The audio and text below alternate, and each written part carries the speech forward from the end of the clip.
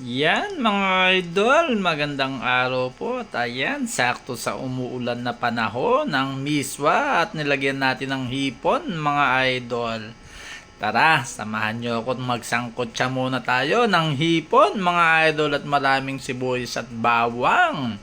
At ayan, nakabili tayo sa palengke ng patola mga idol. At kita nyo naman, isasabay natin sa pang sangkutsa yan. At ilagay na rin natin ang patola mga idol. At yan ay panandali ang lutuan lang yan. At ayan mga idol, nilagay na natin yung ating miswa. Talaga namang sakto sa maulan na panahon mga idol.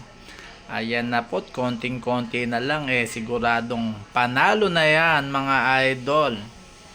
Yan, ihanda na ang wataw at pagsalu-saluhan na natin sa pagkainan mga idol. At ayan, ready na for serving mga idol.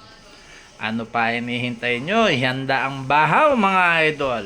Hanggang dito na lang at maraming salamat sa inyong pagtangkilik sa aking bahay. Bye-bye!